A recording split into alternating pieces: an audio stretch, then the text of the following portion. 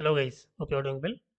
तो आज की इस वीडियो में हम डिस्कस करने वाले हैं यूएस इंजीनियर रिक्रूटर के बारे में। प्रायर दो वीडियो में हमने डिस्कस किया है, 2 से 3 वीडियो हमने अभी बनाया है 2024 में यूएस आईटी स्टाफिंग ट्रेनिंग से रिलेटेड। इससे पहले 2023 में हमने यूएस आईटी स्टाफिंग ट्रेनिंग से रिलेटेड हर एक चीज़ को कवर किया है। अगर आपने वो वीडियोस नहीं देखा है तो आप जाकर के चेकआउट कर सकते हो, डिस्क्रिप्शन में उसका लिंक मिल जाएगा। 2024 में हमने recruitment team as a US IT recruiter क्या करता है, bench team US health care recruiter की क्या रोल्स एंड रिस्पॉन्सिबिलिटीज़ होती हैं, उन सारी वीडियोस पे हमने एक एक वीडियो बनाया हुआ है। वो चीज़ें जाकर के आप चेकआउट कर सकते हो। आज की इस वीडियो में हम डिस्कस करने वाले हैं यूएस इंजीनियर रिक्रूटर के बारे में। अगर आप यूएस इंजीनियर रिक्रूटर बनना चाहते हो, मीन्स कि अगर आप यूएस स्टाफिंग के अंदर एंटर करना चाहते हो, तो यहाँ पे बहुत सारे ऑप्शंस हैं, जैसे कि US IT recruiter, health care recruiter, bench recruiter, और फोर्थ वन जो हम कवर कर रहे हैं अभी, वो यूएस इंजीनियर रिक्रूटर।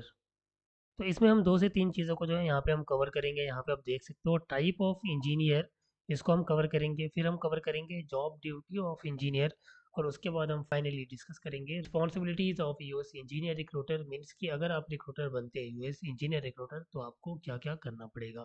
तो सबसे पहले हम देख लेते हैं टाइप ऑफ इंजीनियर में क्या क्या आता है। टाइप ऑफ इंजीनियर में आप देख सकते हो यहाँ पे अप टू 20 जो है मेंशन किया गया है, बट हो सकता है कि इसमें कुछ छूट भी गया हो, या हो सकता है कि कुछ चीज़ें इसमें नहीं भी आएंगी। सपोज यहाँ पे आप देख सकते हो civil engineer, mechanical engineer, electrical engineer.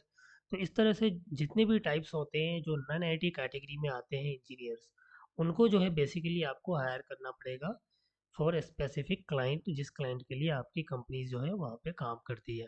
तो इस तरह से जो है आपको इन सारे इंजीनियर को फाइंड आउट करना पड़ेगा।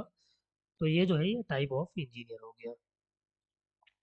अब अगर हम बात करें जॉब ड्यूटी ऑफ इंजीनियर की, मीन्स कि जिस इंजीनियर को आप वहाँ पे हायर करोगे, वहाँ पे उसकी रिस्पॉन्सिबिलिटीज़ क्या होगी। तो यहाँ पे आप देख सकते हो यहाँ पे अप टू 20 जो है हमने यहाँ पे मेंशन किया है। ये सारे के सारे जो इंजीनियर हैं वो नॉन आईटी इंजीनियर है। मीन्स कि एक तो आपका engineer software engineer, IT engineer आ गया, और ये सारे जो है वो नॉन आईटी में आते हैं। तो अगर आप इंजीनियर रिक्रूटर बनेंगे तो इन सारी चीज़ों को जो है मे भी कवर करना पड़ेगा। इट डिपेंड्स कि आपकी कंपनी का जो है क्लाइंट है वो किस किस डोमेन से है। so each of these engineering discipline has its own unique set of job responsibilities and required skills. An NIT engineer recruiter would need to understand the specific qualification. Means कि यहाँ पे बहुत सारे जो इंजीनियर हैं उनका डिफरेंट डिफरेंट जो है स्किल सेट हो सकता है। इसके अलावा आपको ये भी देखना पड़ेगा कि डिफरेंट डिफरेंट इंजीनियर के लिए क्या क्या जो है क्वालिफिकेशन हो सकती है। फिर सर्टिफिकेशन जो है ये कम्प्लीटली डिफरेंट हो जाएगा। एंड एक्सपीरियंस रिक्वायर्ड फॉर इस type of engineer role, means कि सीनियर जूनियर जो भी इंजीनियर होंगे उनके लिए आपको देखना पड़ेगा कि अगर आप सीनियर इंजीनियर हायर कर रहे हो तो कितने ईयर्स ऑफ एक्सपीरियंस कैंडिडेट को आप जो है कंसीडर कर सकते हो। ये सारी चीज़ें जो है डिपेंड्स करेगी इंजीनियर जॉब डिटेल्स पे, जो जॉब डिस्क्रिप्शन आपको हायरिंग मैनेजर के थ्रू दिया जाएगा। तो ये सारी चीज़ें आई होप कि आपको जो है समझ में आ गई होंगी। थर्ड वन हम डिस्कस करेंगे कि अगर आप यूएस इंजीनियर बनते हो तो रिस्पॉन्सिबिलिटीज़ आपकी वहाँ पे क्या होने वाली है। यहाँ पे हमने कुछ चीज़ों को जो है मेंशन किया है। 5 रिस्पॉन्सिबिलिटीज़ को हमने मेंशन किया है, माइट भी कि इससे ज़्यादा भी हों, बट कम तो नहीं होंगे। First one is identifying and sourcing candidate with the appropriate engineering background for specific job openings। Means कि आपको आइडेंटिफाई करना है, सोर्स करना है। आप अगर किसी भी टाइप के रिक्रूटर बनते हो तो आपका बेसिक जो है काम यही होता है कि आपको सोर्सिंग करना है, सोर्सिंग ऑफ द कैंडिडेट और sourcing of the times. Second responsibilities की अगर हम बात करेंगे तो जो भी कैंडिडेट आप फाइंड आउट या सोर्स करते हो उसको स्क्रीन करना होता है बेसिकली, कि जो जॉब डिस्क्रिप्शन है, जो रिक्वायर्ड स्किल्स है, उसके ऊपर वो मैच कर रहा है या नहीं। अगर मैच कर रहा है तो फिर उसके आगे आपको इनिशिएट करना है, मीन्स कि उनका इंटरव्यू करवाना है। फिर उनका जो है इंटरव्यू हो जाएगा तो उनका जो बैकग्राउंड प्रोसेस होगा ऑन बोर्डिंग का, वो सारी चीज़ें जो है आपको देखनी होंगी।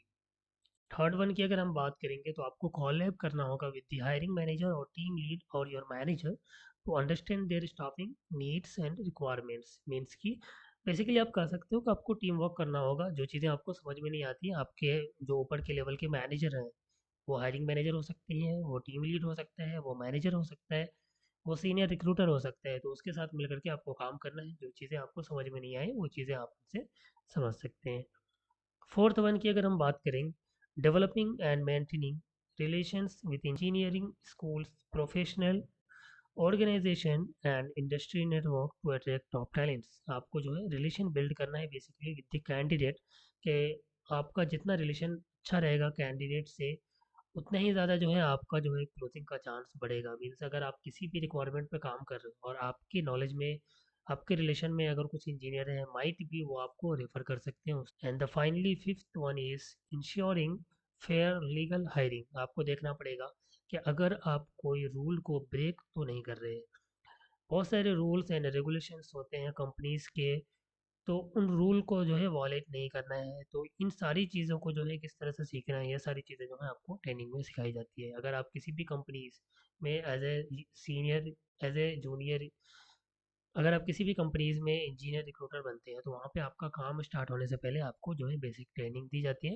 और उस ट्रेनिंग के अंदर आपको ये सारी चीज़ें जो है सिखाई जाएंगी, जो भी चीज़ें हमने इस वीडियो में ब्रेकआउट किया है। तो आई होप कि वीडियो जो है आपके लिए काफ़ी हेल्पफुल रहा होगा। तो वीडियो पसंद आए तो वीडियो को लाइक कर दीजिए। अगर आपके मन में कोई डाउट या कोई क्वेश्चन है तो आप कमेंट में लिख दीजिए। और ऐसे ही इन्फॉर्मेशनल वीडियोस के लिए हमारे चैनल को सब्सक्राइब कर लीजिए। Thank you very much for watching. Have a good day.